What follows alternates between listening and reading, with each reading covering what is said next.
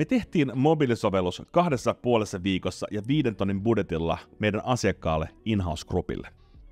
In-House oli siis menossa Nordic Business Forumiin ja ne halusi jotain vähän päräyttävämpää kuin perus käyntikorttien jakaminen. 2,5 viikkoa kuitenkin sen verran lyhyt aika, ettei mitään varsinaista printtimateriaalia voitu alkaa tekemään. Ja sitten taas toisaalta niitä pitäisi sitten kantaa koko tapahtuman ajan mukana.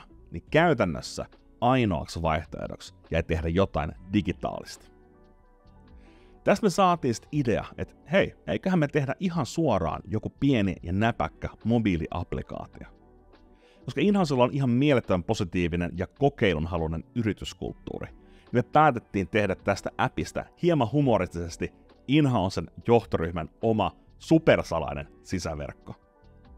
Teemaksi me valittiin Windows 95, koska se on jotenkin todella symppis sen retro-lookin takia, ja sitten samalla sitä sai aika hauskan visuaalisen fiiliksen salaiselle sisäverkolle. 2,5 viikkoa sitten kuitenkin toisenkin haasteen, ja se oli sovelluksen logistiikka. Google Playhin tai App Storeen mobiilisovelluksen saaminen tossa ajassa ei ole mitenkään mahdollista. Ja toiseksi me ei myöskään haluttu pakottaa ihmisiä lataamaan taas yksi uusi appi puhelimeen. Joten me päätettiin tehdä tästä PWA, eli Progressive Web App. Tämä mahdollisti sen, että me voitiin luoda tota varten oma QR-koodi, jota skannaamalla appi aukesi heti selaimeen.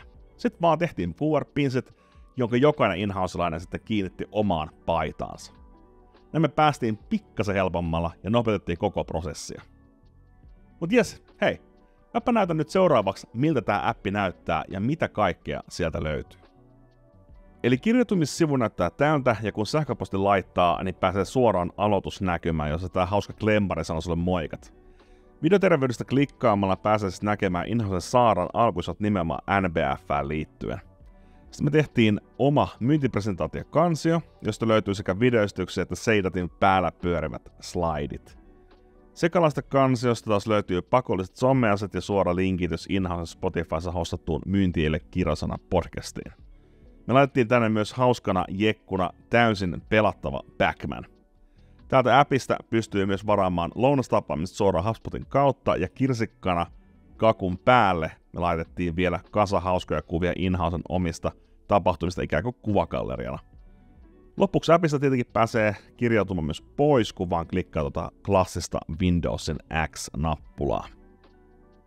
Tämä prokkis oli tosi hauska toteuttaa jo just senkin takia, että In-Housen antoi meille vapaat kädet tehdä jotain oikeasti hauskaa ja mieleenpainovaa. Me kuitenkin kasvumarkkinoinnin tyyppeinä tykätään, kun me saadaan aidosti olla luovia ja koittaa keksiä jotain sellaista, mitä muuten ei vielä keksineet tehdä.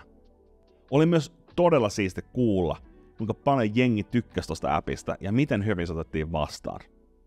Mä sain itse asiassa In-Housen Saara Pehoniemeltä pienen videotervehdyksen, jossa Saara kertoo, mitä mieltä se oli tästä prokkiksesta näin asiakkaan kulmasta. Okei, hear me out. Mä oon tässä odotan, että auto lämpenee ja sitten ajattelin, että olisi hyvä hetki kehua meidän kumppania Crowdlandia. Crowdland tekee meille ulkoistettua CMO-palvelua, konsultoi ja sparraa ja auttaa konkreettisesti meitä onnistua markkinoinnin myynnin avioliitossa paremmin.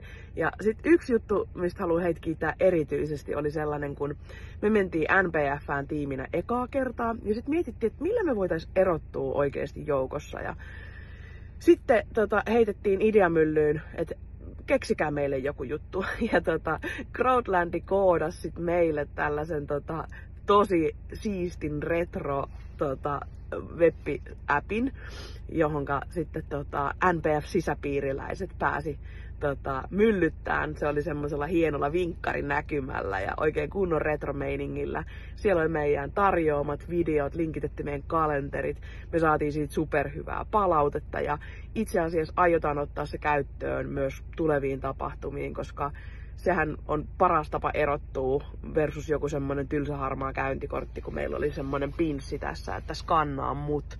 Ja sitten se skanneri linkki vei sit suoraan sinne sisäpiirinäkymään, missä asiakas pystyi vähän niinku mysteerishoppaileen ja hassutteleen, pelaan Pac-Mania ja tsekkaileen meidän videoita ja jäätiin mieleen, erotuttiin ja sitten on aika erilainen tilanne aloittaa sitten näiden potentiaalisten asiakkaiden kanssa keskustelu, kun sitten miettii, että kuka tämän käyntikortin mun käteen antoi. Mutta siis kaikkea tällaista Crowdlandi tekee ja että jos sä etit sellaista kumppania, joka voi aina ylittää sun odotukset, niin kannattaa laittaa tälle putiikille kyllä kyselyä, että ne on kyllä ihan positiivisella tavalla hulluja. Hei, eli sen tällaista me tehdään täällä Crowdlandilla. Markkinoinnin ei tarvitse aina olla kallista ja hidasta, vaan joskus tällaiset repäistä on kaikista parhaita vetoja. Jos sä oot siis tämän kaltaista luovaa markkinoinnin tekemistä vailla, niin buukkaa aika ja katsotaan, miten me voitais teitä auttaa. Intoa viikkoon. Moi moi!